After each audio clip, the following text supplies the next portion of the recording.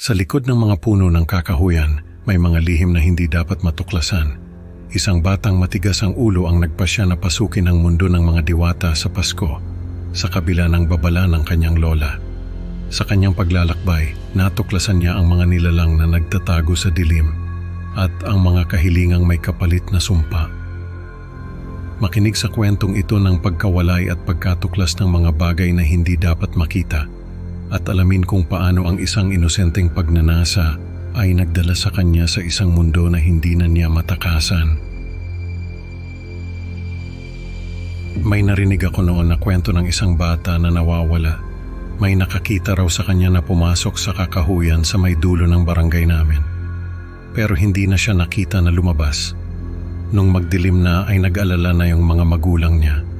Hinanap siya pero hindi na siya nakita.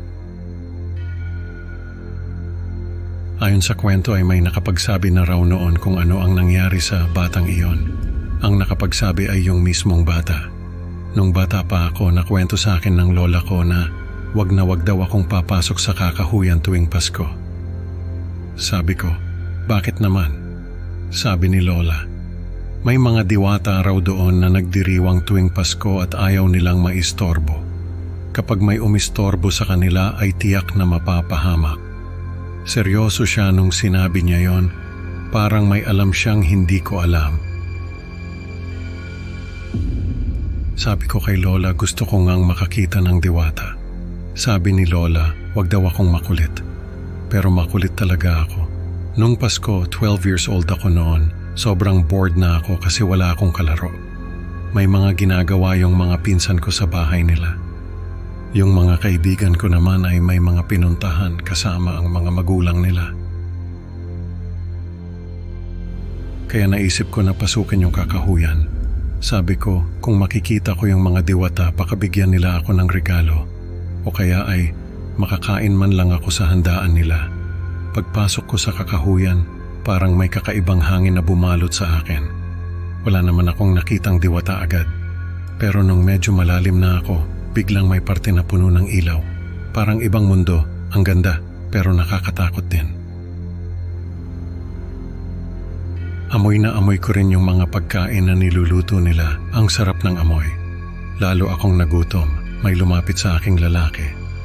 Sabi niya, kung gusto ko raw makikain sa kanila, ay kailangan ko munang magbigay ng kahit isang kanta na natutunan ko nung bata pa ako.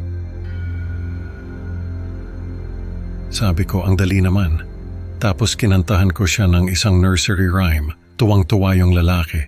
Sabi niya, pwede na raw ba akong kumain? Tapos pinakilala niya ako sa pamilya niya. Mga tao rin sila. Sabi ko sa sarili ko, niloloko lang ako ni lola. Mga tao lang pala itong mga ito. Ang babaw pa ng kaligayahan. Nung oras na yon, naisip ko na baka ang ibig sabihin ni lola ay mga katutubo ang nagdiriwang sa kakahuyan. Baka ayaw lang niyang sabihin na dahil baka istorbohin ng mga tao. Ang saya ng handaan nila, ang daming pagkain. Halos lahat ng pagkain na gusto kong tikman ay natikman ko. Ang bait din ng lalaki, tawagin na lang natin siyang kuya. Si kuya ay kinukwento sa akin kung ano-ano yung mga ginagawa nila sa kakahuyan. Yung iba ay hindi ko na maalala kasi hindi naman ako nakikinig. Mas gusto kong kumain pero may naalala akong kwento niya. Sabi niya may mga bagay raw na hindi nakikita ng mga tao sa kakahuyan. May mga hayop na hindi nakikita ng mga tao dahil hindi nila alam na may ganoong hayop pala. May mga puno na hindi nakikita ng mga tao dahil hindi nila alam na may ganoong puno pala. Nung mga oras na yon, hindi ko naintindihan yung sinasabi niya. Pero tumango na lang ako tapos sabi niya, gusto ko raw bang makita yung mga bagay na yon? Kailangan ko lang daw magbigay ng isang bagay na mahalaga sa akin. Naisip ko, baka may gusto siyang makuhang regalo sa akin. Nung mga oras na yon, naisip ko yung relo ko. Yun kasi yung pinakamahalagang bagay na dala ko. Sabi ko, gusto kong makita yung mga bagay na hindi nakikita ng mga tao sa kakahuyan. At binigay ko sa kanya yung relo ko. Tuwang-tuwa si kuya, sabi niya, may hiling daw ba ako? Sa puntong yon, naisip ko na ang dali namang kausap nitong si kuya. Tapos naisip ko, hiling? Ano bang hiling ang gusto ko? Naisip ko yung crush ko na si Andrea. Sabi ko, gusto kong makuha ang puso ni Andrea. Natawa pa si kuya, sabi niya ang dali lang daw nun. Tapos kumuha siya ng pulang candy, inabot niya sa akin, sabi niya, ito raw ang puso ni Andrea. Pag kinain ko raw yon, ay makukuha ko ang puso niya. Nagtaka ako, pero tinanggap ko yung candy. Amoy bulok yung candy, parang may nakatagong sumpa sa loob. Nakakakilabot yung amoy, parang may babala na hindi ko maintindihan. Sabi ko, bakit amoy bulok? Tapos biglang nag-iba yung itsura ni kuya. Yung mga kasama niya nag-iba rin ang itsura, parang mga halimaw. Natakot ako. Tapos sabi ko, bakit nag-iba ang itsura nila? Natatawa lang si kuya. Sabi niya, hindi raw nag-iba ang itsura nila. Yun daw talaga ang itsura nila. Nagtaka ako. Sabi ko, bakit hindi ko nakita agad yung itsura nila? Sabi ni kuya, dahil hindi ko raw alam na gano'n ang itsura nila. Kaya hindi ko nakita, pero dahil sinabi niya, ay nakita ko na. Tapos sabi niya, hindi lang daw yun ang makikita ko. Dahil marami pang bagay ang hindi ko nakikita. Dahil hindi ko alam na may ganong bagay, nagtaka ako, hindi ko naintindihan ang sinasabi niya. Pero nung mga oras na yon, ay may narinig akong boses na tumatawag sa akin. Si Andrea, lumapit siya sa akin. Sabi niya, bakit daw ako nag-iisa? Sabi ko, hindi ako nag-iisa. Kasama ko si kuya at yung pamilya niya. Pero nagulat ako dahil wala na doon si kuya at yung pamilya niya.